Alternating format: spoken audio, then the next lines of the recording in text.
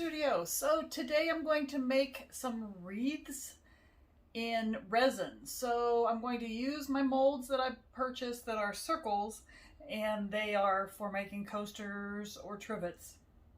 And I'm going to make an attempt to make some wreath ornaments with them. So stay with me.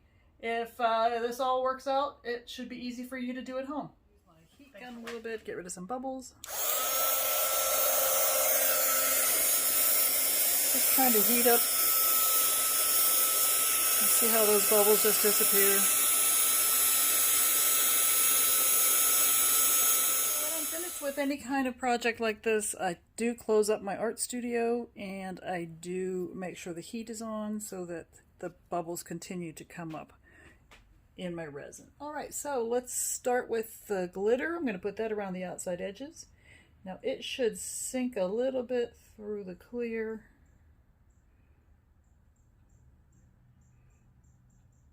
Now this is my first attempt at doing this, so you and I are learning together if this will make a nice wreath ornament.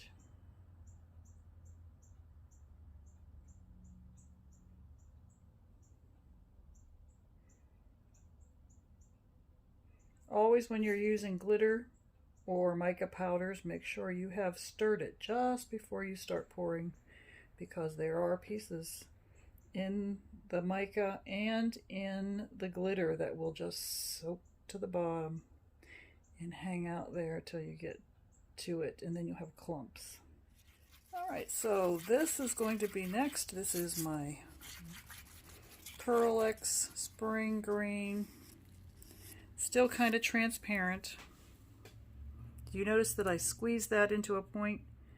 I learned that by watching other artists. Now, I have to admit, just about everything that I do, I have found from other artists or from teachers. I used to be a school administrator. Teachers are the most creative bunch of persons on the planet. We tend to think it's artists, but I think it's really teachers that are the most creative people.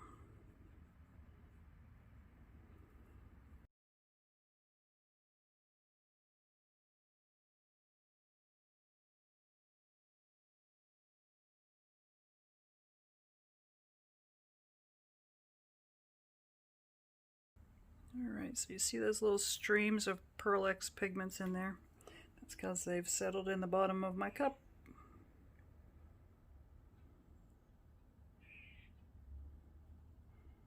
I have a very loud bird outside of my window. Even though it's December, we have kind of a warm day. It's kind of a calm before the storm. It is Christmas. Merry Christmas to all of you who celebrate that holiday. Alright, so this is looking good. It does need to sit a little. And I'm just pouring that right into the corner. Some people will put that down in a cup.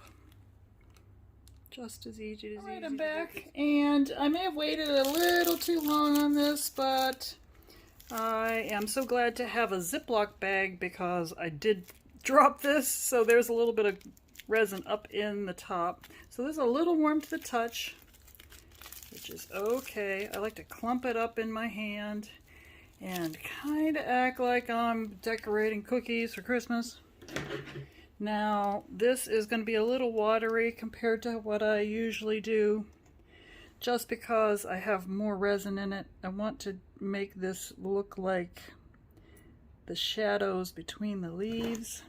Hold on, I gotta do this with my other hand. You just want the smallest little hole at the end. Kind of. Would be better if I had good scissors. Alright, let's see. That's a little bit big. We're going to work with that. Alright, so I'm just really going to make some jaggy edges around the outside edge. Way too big, looks like. I'm going to do one big, and then I'm going to switch to a different bag. Wouldn't normally do that, but I made it way too big a hole. That's better. All right, so let's go ahead and get started.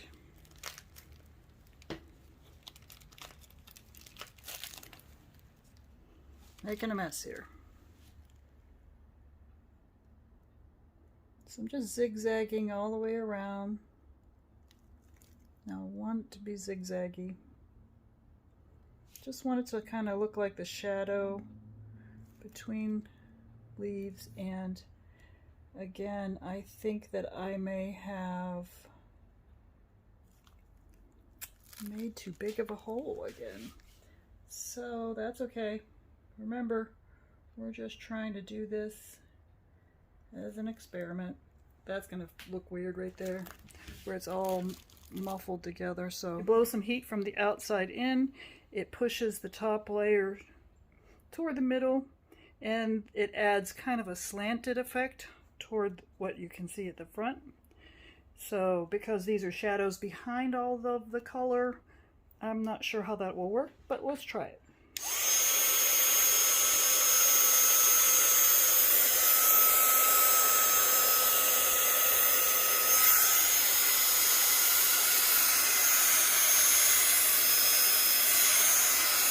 This as well on the camera, but it kind of puffed up a little bit as I went through and pushed it a little bit with the heat gun. So let's see how that works.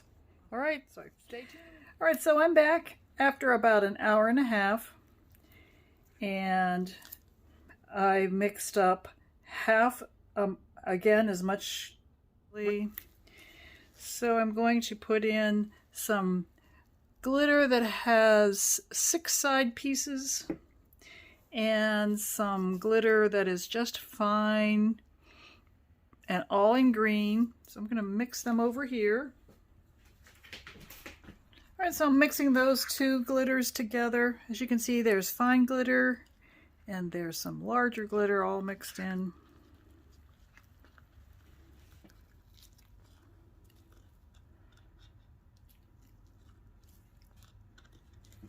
Alright, so I'm going to put a little bit in each one.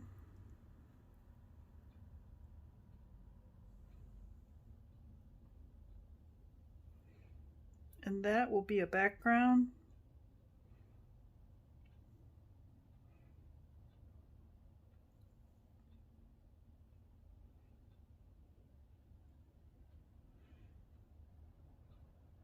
That's beautiful and glittery, isn't it?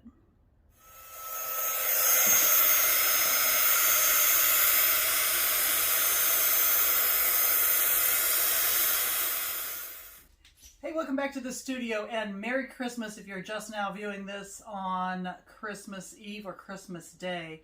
I wanted to show off my t-shirt that I got from my daughter. Isn't that cute? And our wreath ornaments are ready to come out of their molds, so let's check those out. So it's been 24 hours. Our molds are set, and so it's ready to come out. So let's just pull these. Oh, there's going to be a 3D effect here. And it did not quite turn out like I planned, but it is sparkly.